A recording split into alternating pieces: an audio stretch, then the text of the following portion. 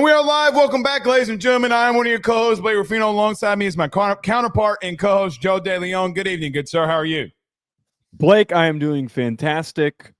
I don't think that we could have a more make-or-break week than the one that we have coming up for Week 12. Like, we've got two games that we're talking about today. The two teams could be on the chopping block for the college football playoff if they don't win or at least lose a really tight game against their opponents on the road, of all things. It also entails of these teams that we're going to talk about with the number 2 ranked run defense, the number 12 ranked run defense, number 15 ranked run defense, number 3rd ranked run defense, and the number 10th ranked run defense, or 4th ranked run defense. All these teams that we're going to talk about today are really good at stopping the run. I thought that I didn't register that. Yeah, 2nd, 3rd, 4th, and 12th. Bama's the worst at 54th. So all these teams that are buying and fighting for a playoff chance, funny how all of them can stop the run. Isn't the game simple? It's a concept that we talk about every single week. You run the ball well, have a good offensive line, stop the run. Those are the key tenets to winning football games. Who would have ever thunk that would have been what we would talk about? But you are right. We will talk Texas and Georgia, Notre Dame and Pitt, and Alabama versus Oklahoma. So a couple of games, big games in the SEC. And by the way, did you see Pat Narduzzi saying it didn't really bother him if he lost by 100 points? It's not an ACC game against Notre Dame this week. I saw the quote. I didn't watch the clip because I immediately rolled my eyes at it. I don't know if he was being serious. Oh, he was being serious. Narduzzi has always been a super snarky individual, so I don't really take a lot of things that he says as truth. Sadly, I have to give Narduzzi a little bit of the benefit of the doubt because he is also a former Rhody Ram and he played linebacker at Rhode Island. No, you can't. No, we got to run together, man. He's a snitch, and he doesn't. He's a snitch. He literally is a snitch. He literally went to the microphone a year ago and said that he allegedly. He went to the microphone and said that he snitched. Allegedly. Okay. Video does exist, and it's not even AI.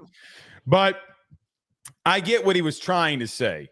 He's trying to calm down the situation. And Pitt, after making a change at quarterback, they've been a lot better. So we'll talk about them in Notre Dame. But, Joe, before we get rolling here, we got to start off the show with something that's outside of football because, of course, it is.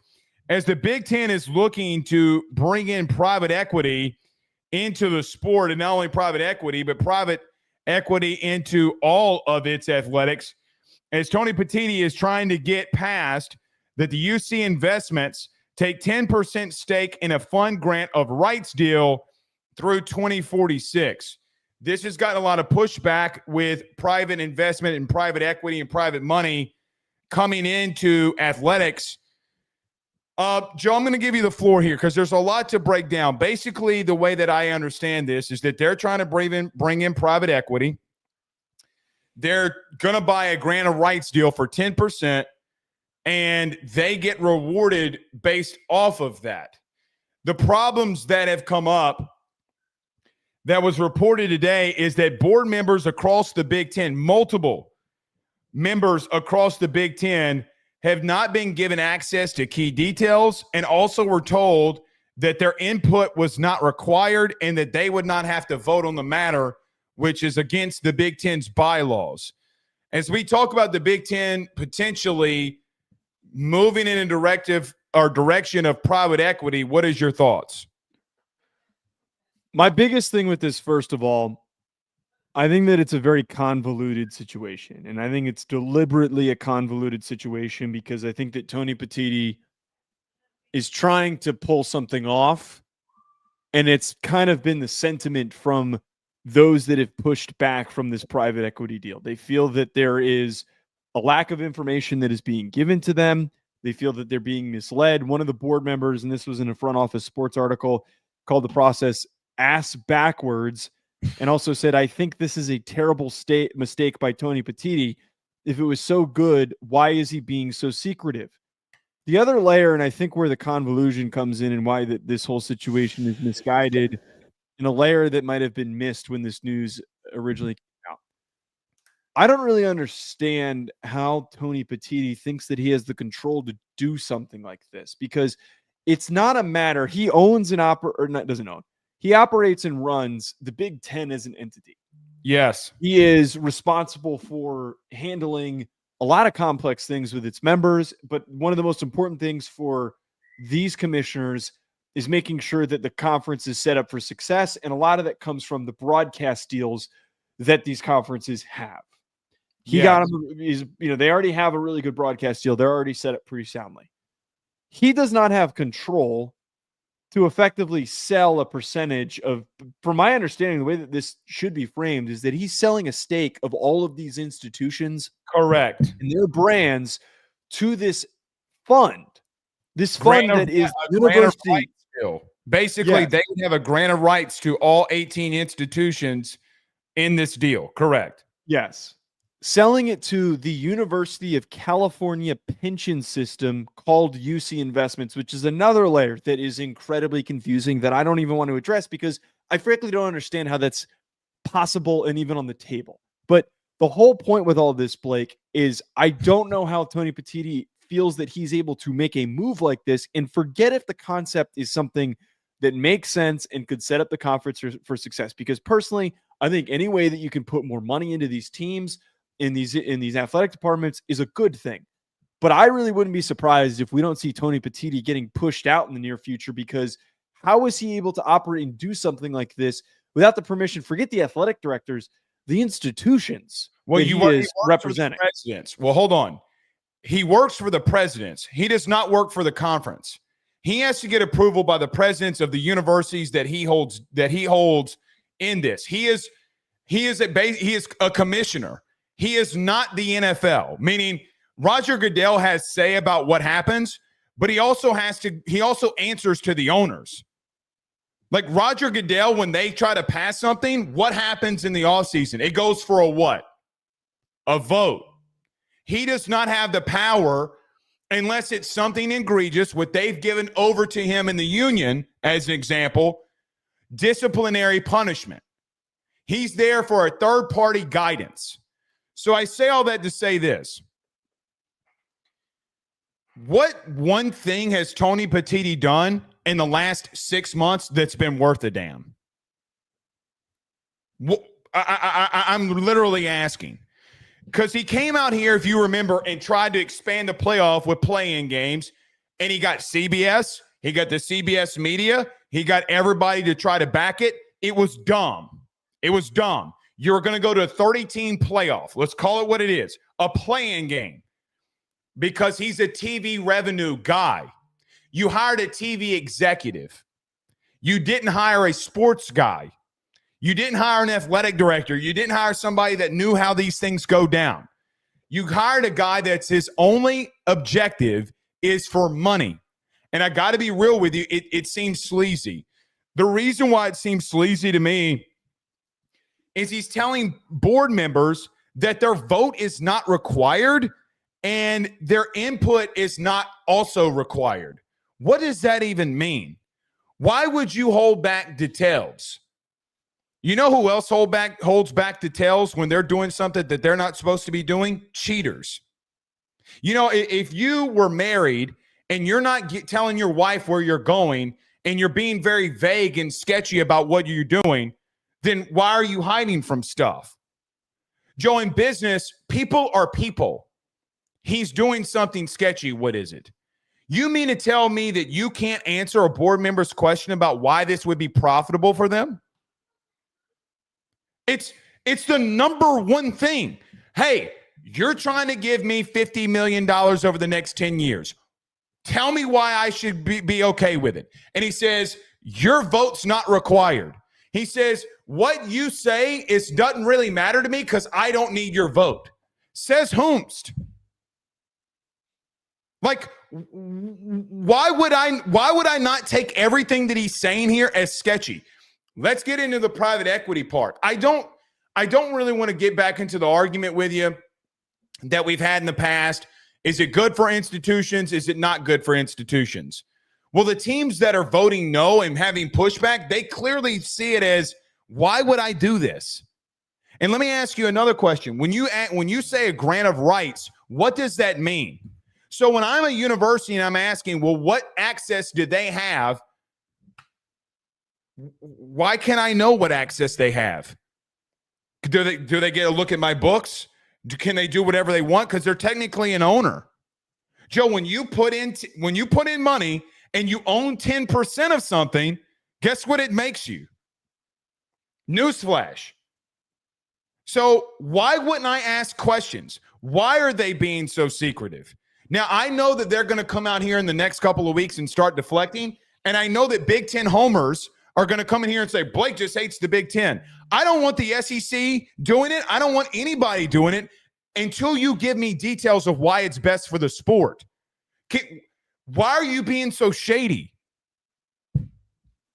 Okay, so sadly, we kind of have to talk about why it has its potential benefits.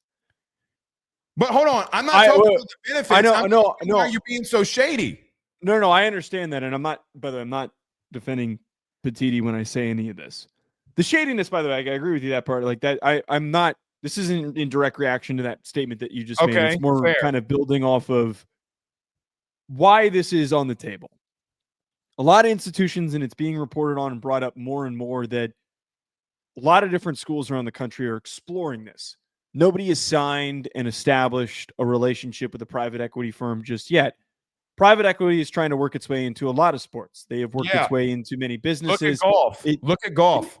It has now become something that is, I think, going to show up more and more even in the NFL and a lot of different levels, because these firms recognize that there's a lot of money to be had if you effectively grow and develop a sports brand into a consistently competitive one that is supported by a local community or even nationally. There's just a lot that can be tapped into that, quite frankly, college institutions, with the way that they're structured, do not have the infrastructure to fully maximize the amount of money that they could make out of it. Now, that's not the priority of a college football team. It's just not. So that's where the complete blend between these two things are conflicting, because if we're treating these teams like professional sports teams, which they are slowly becoming more and more, they're at probably like 10% of their potential for what they could actually do and become in order to be making a lot more money, to be able to pay athletes more money, to be able to turn into consistently successful teams on the field, off the field, in so many different ways.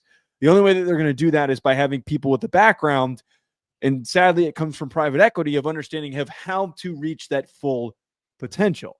That's why the concept, to me, I don't have an issue with it as long as private equity does not have a controlling decision-making in how these things operate. And then backtracking, though, to why this thing ultimately doesn't work is that these schools, these football programs, most of them are funded and created through the states. They are built as educational outlets through the states that they're located in, except for the private schools. Mm-hmm. How are they going to be able to get something like this to go through? How is Petiti going to be able to get something like this to go through without going to the various deep layers that are required for making a decision this deep? It was included in the Front Office Sports article. This is a quote from it. The first board member suggested to Front Office Sports that Congress or governor's offices could assert themselves into this process as well, which is probably going to happen because they're supposed to be involved. They're over the state. Like this. To your point, they're over the state. Look at what LSU with the governor have just happened in the coaching search. Seriously, Blake, this is I don't have a problem with money being put into these teams that isn't just donations from big name boosters. And I actually kind of would argue, I think that it would maybe create a safer situation with blind money being thrown into the transfer portal, blind money being thrown into gigantic coach salaries that end up leading to gigantic buyouts. I think it would settle a lot of things. But the problem is that Petiti operating the way that he is vilifying this entire thing for what you just said. He's being weird and he's being shady, because it makes me wonder, did he agree to get some increasing control? Did he agree to receive something that is not being let on? Because I would bet if there was all the details presented in front of these institutions, that they would probably find out that he is gaining some form of final say, or he is the final decider on everything that he currently does not have. You have 1 out of 18 controls. You are one school that has 1 out of 18 votes. If you buy 10% of the equity, is it now 19? So the private equity would actually have a bigger say than the universities. Do you see where I'm going here? So 1 divided by 18 is what? Now, if you own 10% of the conference, you have a bigger say than the universities. Do you not? So you want to talk about private equity. You want to talk about all these different things. You have 1 vote out of 18 if you're in the Big Ten.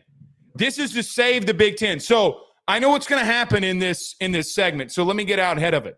I'm saying this to protect the Big Ten. It has nothing to do with hatred. No one's hating towards the Big Ten. You got to protect yourself. They're going to get a seat at that table whether you like it or not. And their biggest investment is to recoup their money that they're giving you. How do they do that? How do they do that? You're taking upfront cash to then give cash to another guy that the profit that you could have received holistically. You're putting another mouth in there to feed. You're putting another mouth in there to feed that's got to recoup the money. Joey, this isn't a gift. This is private equity. So that means that they got to pay them off of their grant of rights on the revenue that they receive. You're taking an upfront loan to then pay it back in the back end for 10 years. Look, man, no way. If this were, hey, we're going to give you $50 million, $100 million for 2%, I'd be like, all right, seems a little bit more fair. 10%? You know what it seems like to me? It seems like Petiti got a backdoor deal. But that's what I'm saying. What has he been agreed to receive in order for this to go through? Let's just rewind 6 months ago to the play-in games. Joe, he came out in the Big Ten media days and said that he wants ESPN not to have the only games. He was sticking up for his buddies at CBS, Fox. But hold on. I actually kind of don't disagree with that premise. I don't disagree, but you have a sitting commissioner who said he wants more play-in games to give games to his buddies.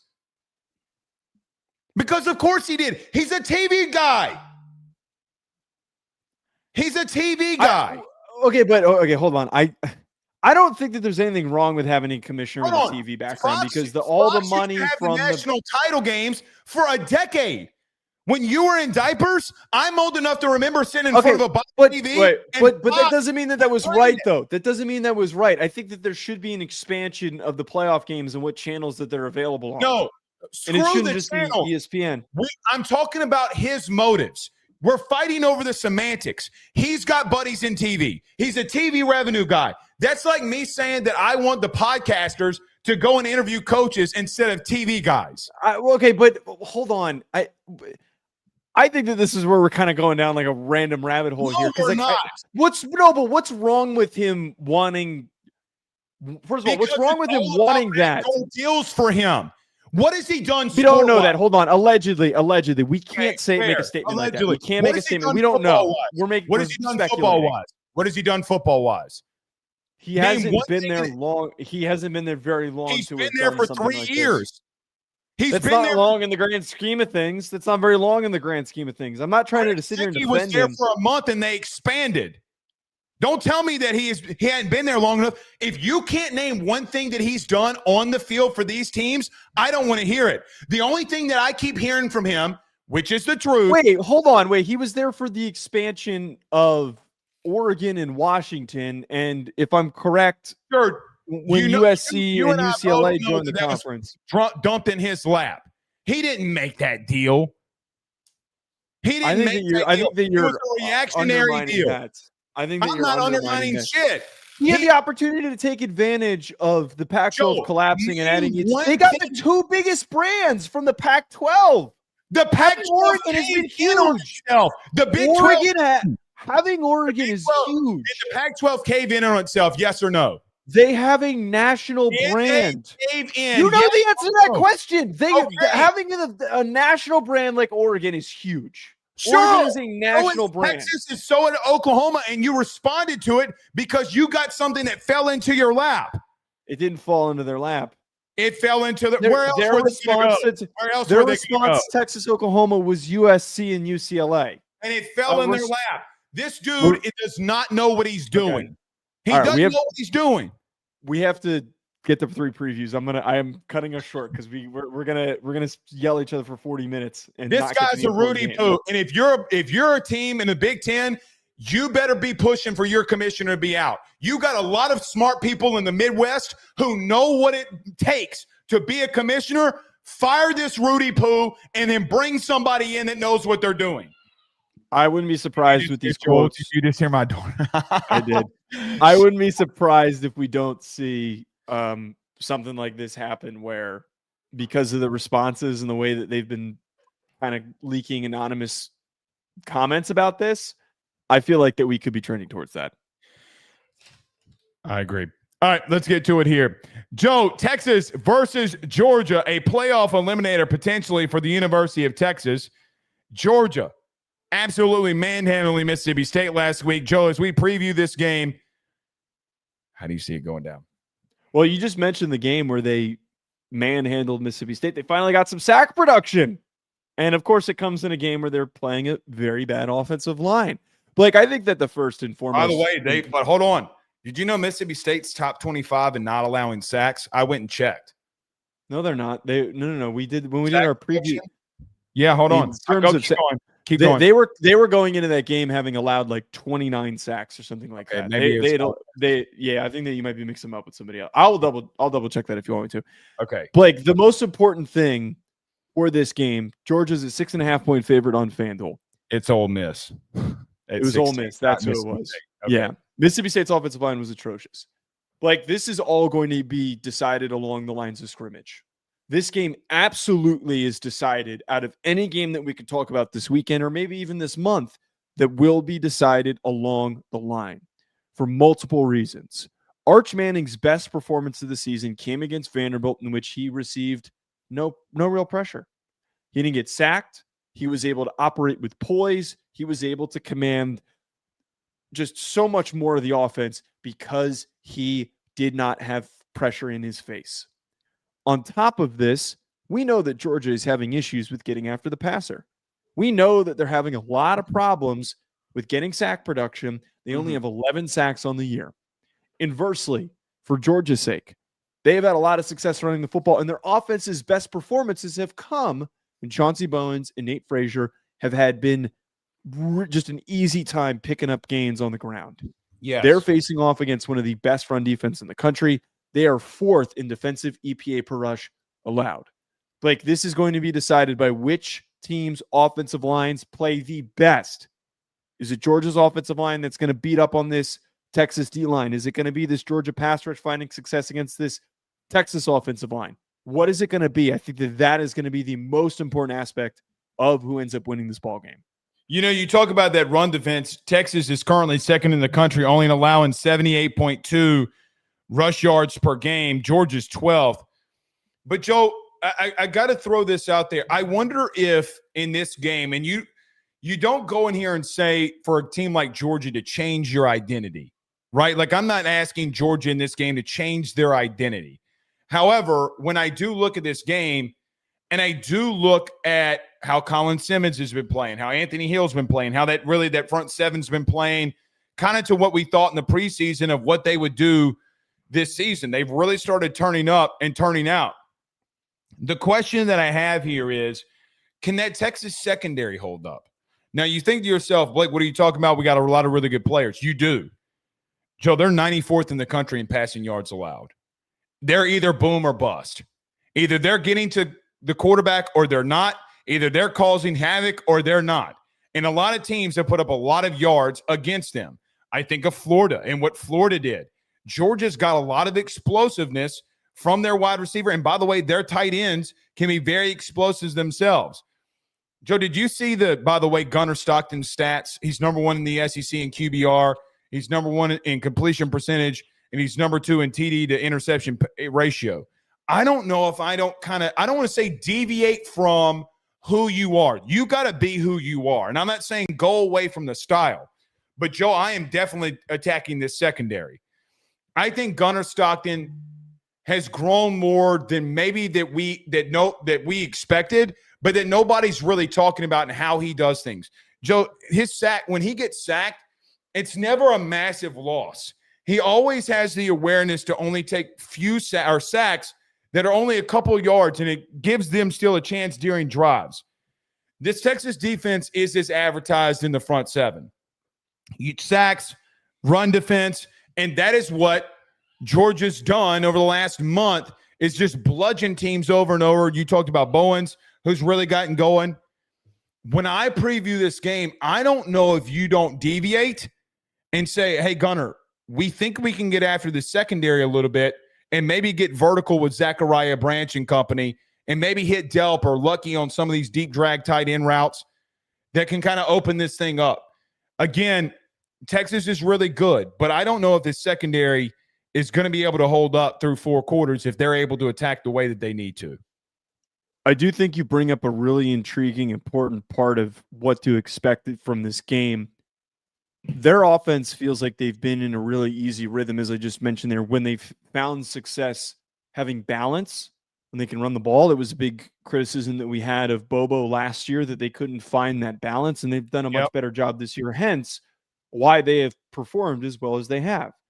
But you bring up a really important layer with this, is that as good as Texas's front seven is, this season they have 34 team sacks. Colin Simmons has 8 on the year. Anthony Hill has 4. They've got so much speed in that front seven, but their corners, their secondary, it just hasn't been consistent. The Mississippi State game is a game that hangs in my head here with talking about this. They gave up 382 yards through the air. They only gave up 63 on the ground. There is a world and a scenario for them that's been created here for Georgia that if you get bottled up early, you can't run the ball, start taking shots, start being aggressive. I kind of wish I dug a little bit deeper into the Mississippi State game before I did this preview, because that's what you need to know. Vertical, vertical, vertical. You have the speed to threaten and to attack this secondary if you can find time to operate in the pocket. This Georgia offensive line has been pretty solid. They have only allowed 11 sacks. And for what you just said, Gunnar Stockton has been tremendous at navigating the pocket and not really taking any sacks, even if those situations have arisen. But I think that with that in line, I think that Arch's performance as well is going to be really important for this game, because on the flip side of this, if he's not pressured, how much does this game end up becoming a shootout? I really think that this game is going to be high scoring. I think that this game could kind of reflect and mirror the Ole Miss Georgia game / the Texas Mississippi State game, where both team secondaries maybe end up giving a lot of big plays up, and who ends up having the ball last and who can complete the final drive will end up being the winner. You know, it's funny. You talk about him taking sacks. Think about this. Georgia's given up 11 sacks on the year for 34 yards lost. Let me say that again. I'll send the link. It's on NC. I'll put it in the chat right now. They've given up 11 sacks, to your point, for only 34 yards. So he's been able to push himself up in that pocket and not be able to take massive yardage losses in those situations. Now, I'm going to flip to the opposite side of this. You know what worries me? You talk about this one being a high-scoring game, and ironically, I thought you were going to go the opposite. I actually don't disagree with you at all. If you do – now listen to your boy. If you do not get after Arch Manning – and you give him time, like Oklahoma did, if you give Arch Manning time, like we saw 2 weeks ago with Vanderbilt, if you give this kid time, he's gonna light you up. Joe, I just got out of my attic. I just got my Christmas tree down, and my wife, I'm sure this weekend's. November, what are you doing? What are you doing? When you get one of these, okay? If you get one of these, you'll completely understand. Arch Manning, if you cannot get home to him, he's going to light you up like the Christmas tree that's going up in this house right now. I say that to say he has gotten better. What is one thing, too, that we've seen from Georgia that has been a problem? First half starts, which wasn't really a problem last week, and their secondary, who I think has gotten a lot better, and they've gotten better throughout the season, and I think they will continue to get better because they still got a lot of talent. This might be the team that actually can test you in that, though. You had no Dallas Wilson versus Florida, and they still were able to get some shots with Eugene Wilson and the boys. I don't know if you can. You're going to have to heat Arch Manning up, because I think he gives them the best ability, even more than Ewers did a year ago, in reference to his mobility. And if you can't get him down, he's too good of a processor that we've seen the last 3 weeks that I think he makes some big throws. The thing, though, with Texas offensively that would worry the shit out of me, you cannot let Arch be one-dimensional. You can't be one-dimensional versus this defense. Joe, we continue to talk about Texas in their run game. They're tied for 95th in the country in rush offense. They only average 135 yards a game. Georgia is 12th in the country in run defense, only allowing 100.2 yards per game on the ground. Wisner and company, you better figure it out. You brought up earlier that this offensive line, whichever offensive line plays the best, is going to win. You better not let Arch be one-dimensional. You're going to have to find him a run game or do some extensions of the run. Last but not least, can Ryan Wingo finally start turning this thing on here? Because if he does, I think he has been. I think Wingo has been over the last couple of weeks. I felt like the Vanderbilt game was kind of as like, oh shit, well that's the Ryan Wingo everybody thought he could be. He takes the bubble screen to the house and everybody's like, damn. If he can continue to do and show some of those things, I think they're going to be fine. And Joe, you got a dogfight.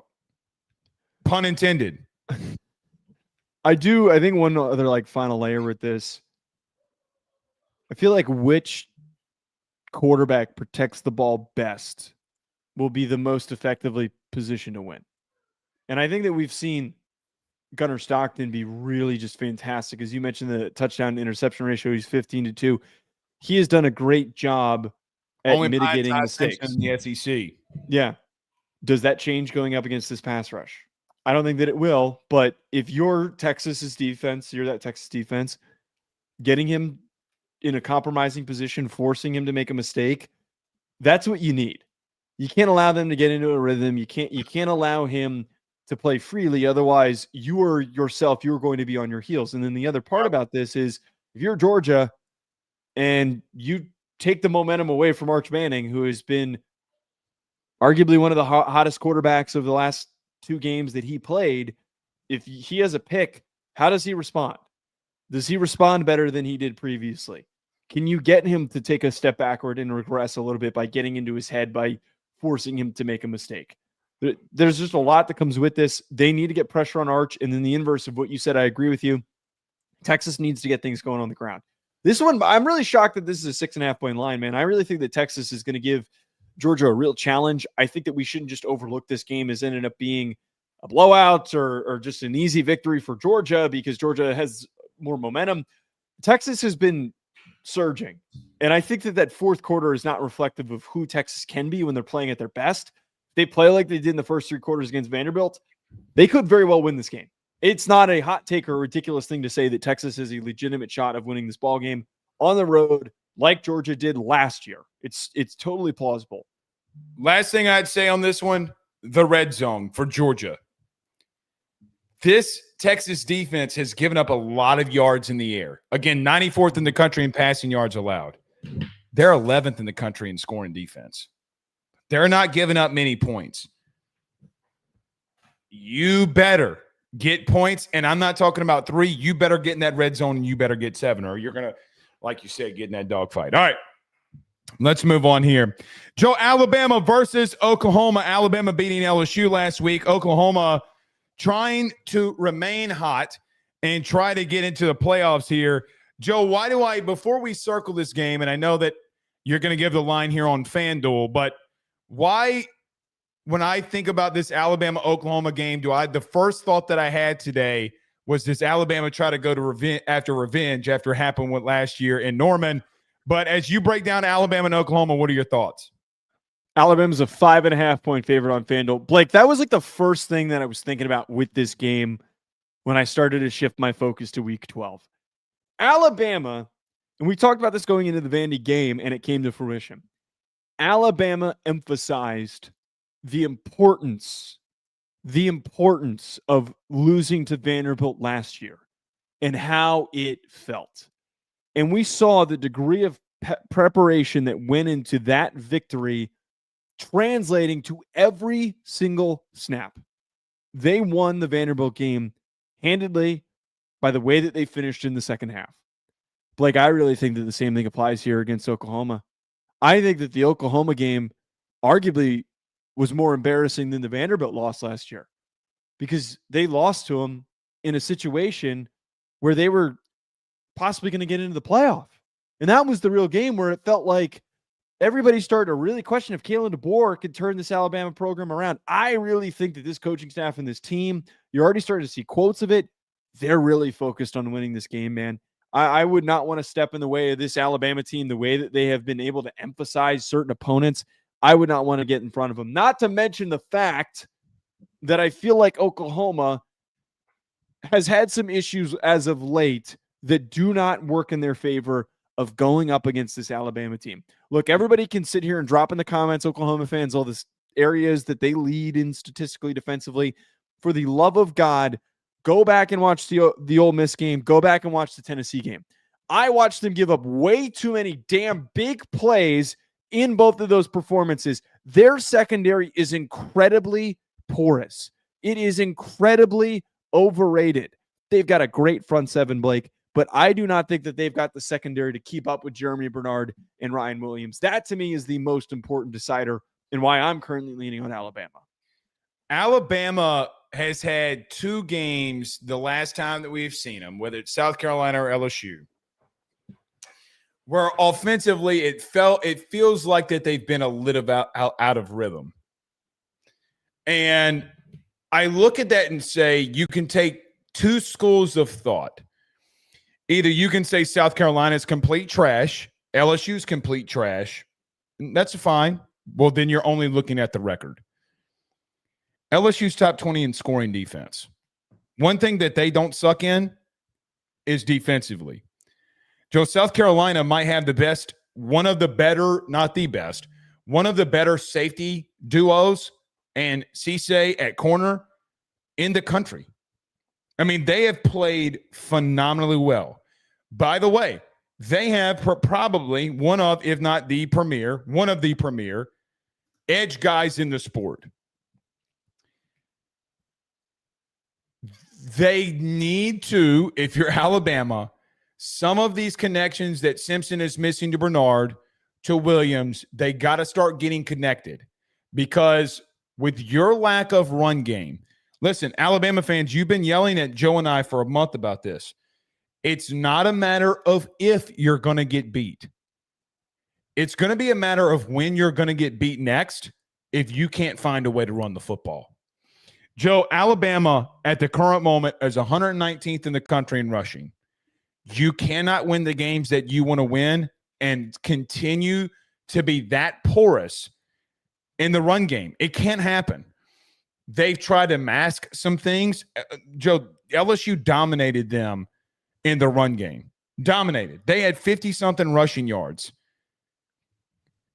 This Oklahoma team can do that to you too. And you've made Ty Simpson very vulnerable and not allowing him to have a run game. Now, I will say this. I do agree with you that Oklahoma's secondary has been porous in moments and times.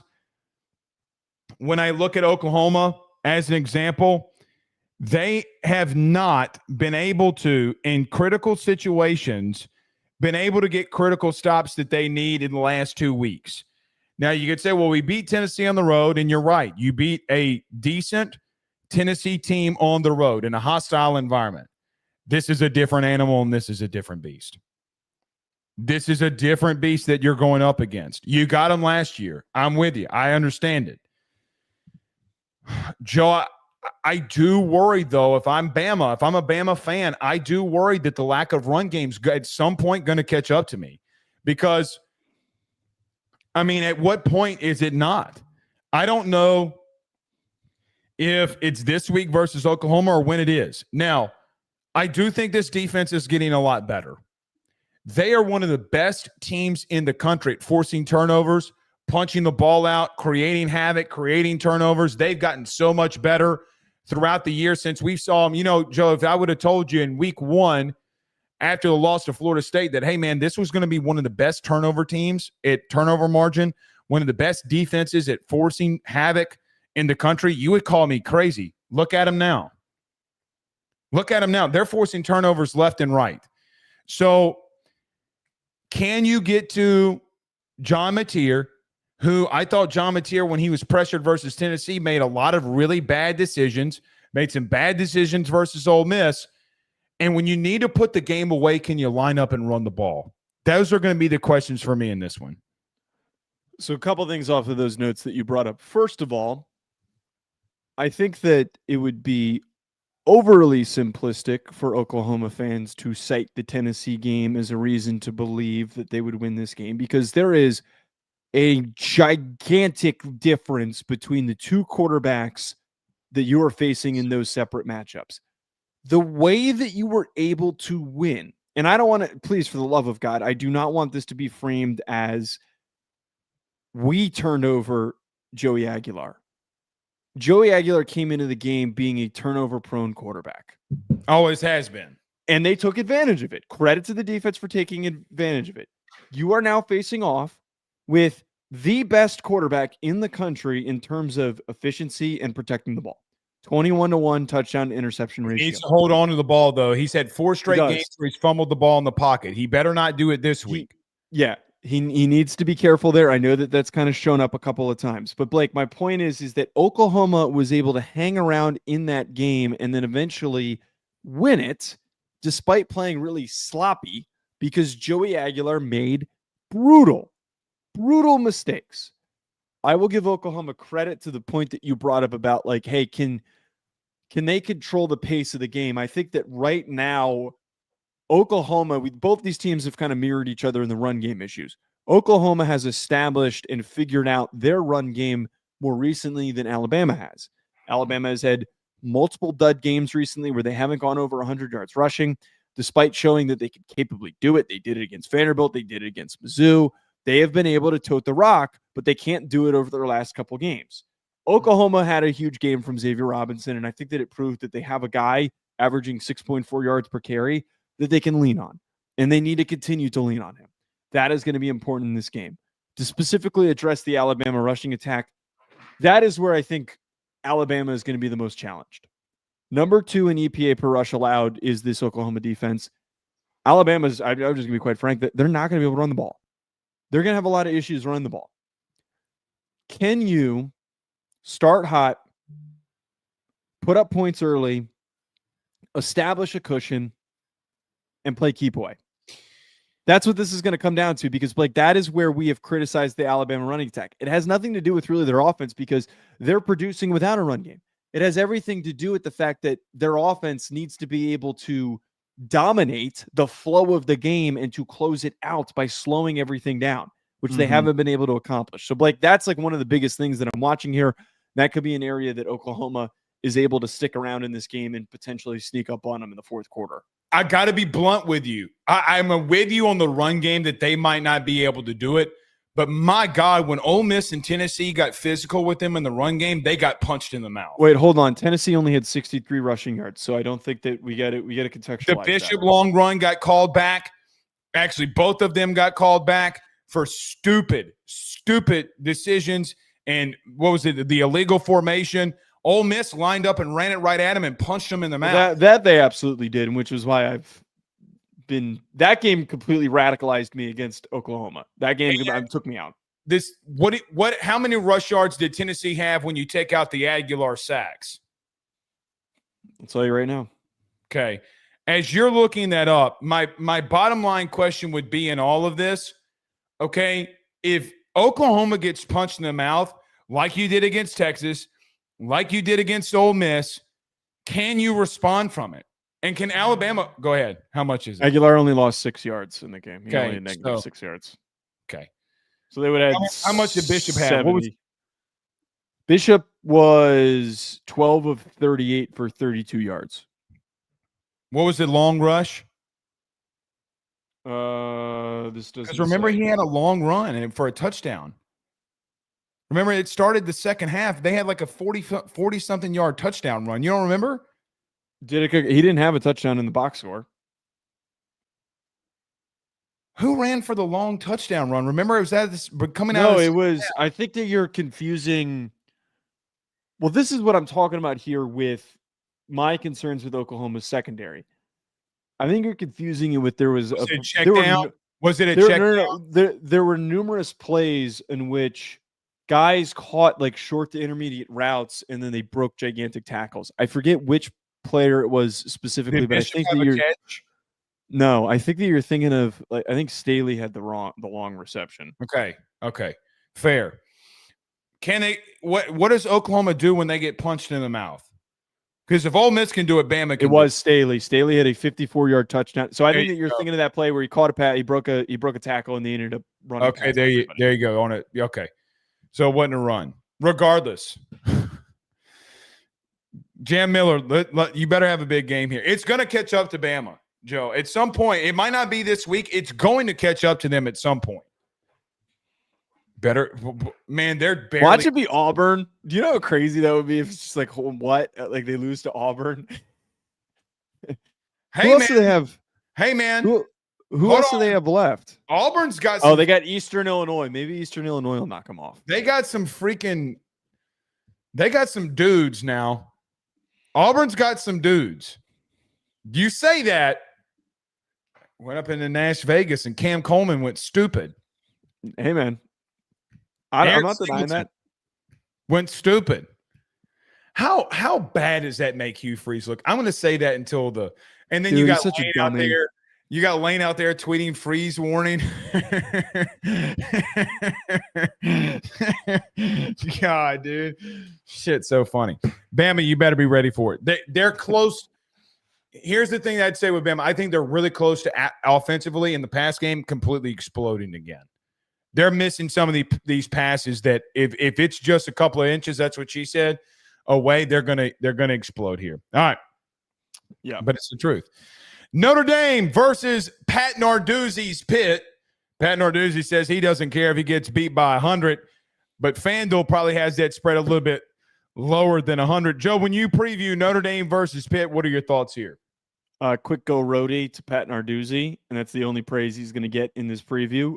11.5 point spread on FanDuel. Notre Dame is favored on the road at Acrisure, worst stadium name in all of professional sports, by the way. Like, look, this Pitt team has been fun. They have been an unexpected story because it has one of the most rare things that you can have happen in the sport.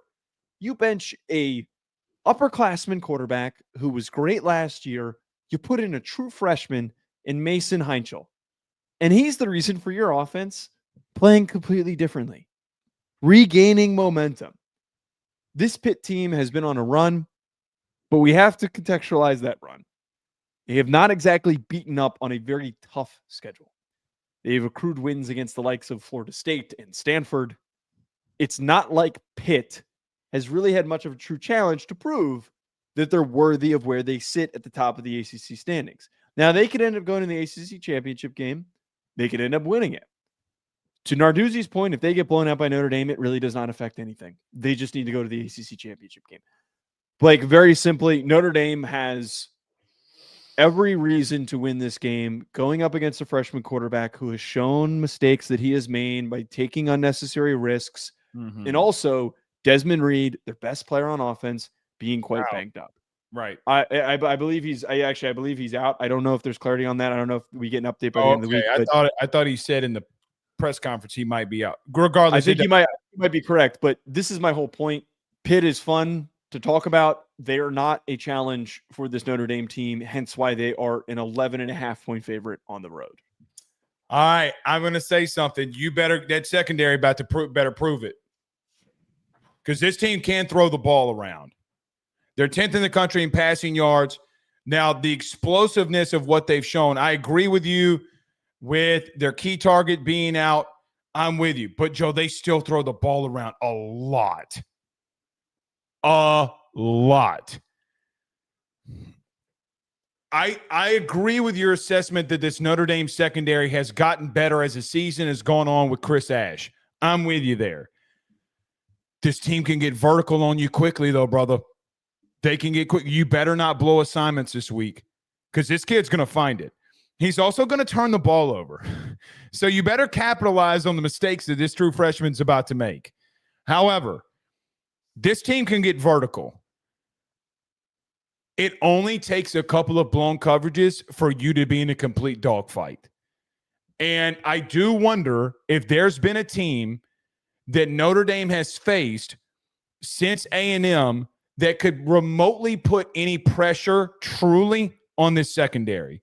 Now, you would say Arkansas, and I'm kind of with you there, but Arkansas also had already, from what we found out from Hunter Yurachek, before going into the game, we already knew that Sam Pittman had been fired. He was already told that he was going to be let go.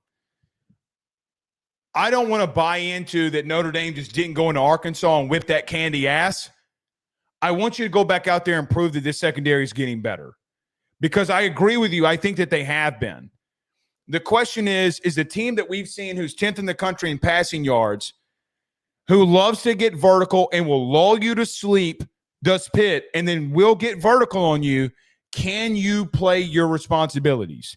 Can you be in the right spots when you need to be? And if you are, you're going to be completely fine because this team can't run the ball on you. I don't give two Rudy Poos what you tell me. Pitt is 100th in the country in rushing offense. They cannot run the ball on you. You're Notre Dame. You got to play your style of football, and you will be fine. I do want to see this secondary against the best passing attack that they've seen since A&M. Can they slow it down? And I think that they will. And I'm in agreement with you there. Here's another thing. I don't know what to make of this, but it's just the facts.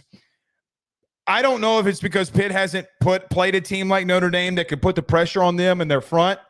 So they're third in the country in run defense. They're only allowing 81 yards a game. So when I look at them on film, I say to myself, what do they do well? They don't jump off at the screen at you, but what do? Boy, do they play very well assignment football. Can the Heisman hopeful and Jeremiyah Love get moving here? I think that he will. I don't know what to make of this Pitt run defense. Is it legit? But the last time that you and I had this conversation about an ACC team that had a decent run defense, it was Louisville. And that game was Miami versus Louisville. We're like, oh, but Louisville really hadn't been tested. Not like what Miami's going to be able to do and test them. Is this Pitt defense for real? Now, their secondary has been leakier than a faucet that a plumber can't fix. But regardless in all of that, the two biggest things and questions going in this game for me for Notre Dame. Secondary, can you not blow assignments and stay tough? And is this rushing offense? Is this rushing offense that we know is physical and dominant going to show that Pitt is not the third best run defense in the country? Okay, a couple things addressing those points that you brought up. Heintschel, I'm very impressed by, and I think that he has been fantastic for bringing life to this Pitt team, but he plays like a true freshman. I think that he is going to be a tremendous player. He's got 5 interceptions on the year. I was watching the Florida State game, and I saw a kid, which this is one of my biggest things with young quarterbacks. I didn't think he looked lost. I think a lot of quarterbacks, I think that a lot of quarterbacks have issues when they're young and they're first playing, that they're incredibly timid and they're afraid to take risks. Okay, fair. That's what I was – I think that he's a kid that is willing to take chances to make plays. But the problem is he's too young to understand what he can and can't get away with. Right. I think that is a recipe for a disaster against this Notre Dame secondary that has improved, because if there's one thing that they do perform well in is taking advantage of risky throws. The reason why they got gashed against Miami and they got gashed against Texas A&M and even Purdue is that there were a lot of really good plays that were generated and a lot of wide open route concepts that were freely able to be connected on, but Notre Dame wasn't contesting. Can Pitt do that? There's a reason they're third in the country in tenth in the country, in passing yards. But I look at the way that they've produced a lot of their passing success, and I look at some of their biggest plays. It feels like he's taking shots and throwing into areas where there isn't really much room to create a play. I think that creates opportunities for Notre Dame to turn the ball over and to get points off of a short field. To your point, Pitt's front seven has been incredibly underrated. They are 5th in the country in EPA per rush allowed. They're not allowing a lot of teams to get going on the ground. They are Jeremiyah not. Love is going to be tested and is going to get a real chance to prove himself after his really electric season so far, as he's almost up to 1,000 yards. But here's the biggest thing, and I said this in the beginning in this segment. Like, who am I looking at is the context of who's really challenged Pitt? Because none of these teams have like any semblance of a run game that they played against. Louisville is probably the best team that they've gone up against in terms of what they could produce on the ground, and they held them to 53 rushing yards. West Virginia, who they lost to the week prior, who has a pretty solid running back room. And that's the game that they changed quarterbacks, by the way. Yeah, but they gave up 174 yards to what's now a very bad West Virginia team. Like, after that, they have played the likes of Florida State, Syracuse, NC State, Stanford. They're not exactly going toe-to-toe with many teams that have been able to present much of a challenge. And then the biggest part with this, too, is that Florida State was an example of an opponent that they had that does also run the ball well. They produced 170 yards on the ground. I think that their rushing success defensively has significantly been the result of empty calories that they've been able to chew up and spit out all these teams that don't really have the offensive lines and the run games to command a game the way that Notre Dame can. This is going to be a real test here. To your point, Florida State's 11th in the country. I just looked at 11th in the country in rushing offense. Yeah. They have 226.7 yards per game rushing. They think Malzahn's the problem there, by the way. It's so stupid. Yeah. I'm with you. I'm with you. I do wonder. Here's the thing, though. You keep saying about he makes risky throws. Christian Gray makes risky breaks on throws. And I'm like, listen, Joe, it only takes this kid to throw the ball a couple of times and Christian Gray or whoever to make the wrong read, and you're in a dogfight. That's the point that I'm trying to make here.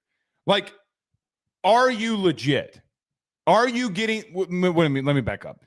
Is your secondary getting better? Is that legit? Because I do think that they are. I do think that they have good players. Is it getting better will be my question. Here's the truth. I'm with you on the run game. I think they're going to run all over them. I do think Jeremiyah Love, he's not getting probably the pub that he needs. Probably does need to be considered in the Heisman Trophy conversation at the current moment. I don't think he wins it, but he does need to be in that conversation. Regardless of all of that, I think Notre Dame continues to roll here, and I think they're going to find a way. The only other thing I would say here about Pitt, Joe, they're sixth in the country in scoring offense. Scoring points with a true freshman against anybody is impressive. Can you slow this kid down? He gonna rifle that thing out there. He doesn't give a shit. So we'll see. I think that ultimately he doesn't care. Credit for him. Credit for him for doing that. Their offensive line's been quite shaky. The Florida State game kind of showed that they've had issues protecting him. Boubacar Traore, KVA, this whole front group that has produced pressures on quarterbacks. I think that Notre Dame is going to find success getting after him. It's going to result in turnovers. Notre Dame's going to have a nice soft lead heading into the third quarter. They're going to slow the game down. Jeremiyah Love breaks off a long touchdown. CJ Carr looks fantastic, makes enough big throws to Malachi Fields and Jordan Faison. I think that this is get in there, get your work done, get out. I don't think this is going to be much of a challenge. Just like Boston College. Don't do that to me, man. Don't do that. Okay. All right. Buck with a $2 super chat says the Sankey glaze is crazy. They're all sleazebags. I actually agree with that. They're all sleazebags. They're all sleazebags. Hold on. I'm tired of this, of me being painted as not saying that the Big Ten needs to watch out for their own selves. This dude is a sleazebag. Yeah, but Sankey also, and Phillips, and I mean the goober who ruined the Pac-12 was self-interested. I understand that, but I'm just saying that they try to get his buddies at TV deals like ESPN more money. You know, hold on, Big Ten people in here. You know that he's doing some bullshit. No, he is doing some bullshit, but listen, but we can't act like Sankey is completely safe here. Where did I ever hold on? Pause. No one on this show or in this chat has been harder on Greg Sankey than me. I know, but the way that you just responded to that made it seem like that you were giving him the benefit of the doubt. There are literal videos that got 4 million views on SEC Unfiltered of me calling him lazy and incompetent. So don't you dare come at me at glazing him. You need to look at your own fucking conference and say to yourself that this dude's getting kickbacks. This is why we need kickback Tony. We need Cody Campbell. We're assistant commissioners, you and I, if Josh Pate gets elected. Pate State 2026. Cody Campbell needs to be the commissioner for college football, and we need to have a national the Texas Tech guy. The guy who's trying to fix the TV rights situation. $25 million for his team to be He's got the best interest of the sport in mind. He's got the best interest of the sport in mind, man. He's trying to fix the whole TV rights deal situation. It should be a national TV right deal. It should not be by conference. Don't say I'm glazing that man. I ain't glazed that man. All right. By the way, speaking of non-glazed, before we get out of here, the SEC has a massive officiating issue that we have not talked about. Yeah, we probably got to get to that at some point. See you tomorrow. Peace.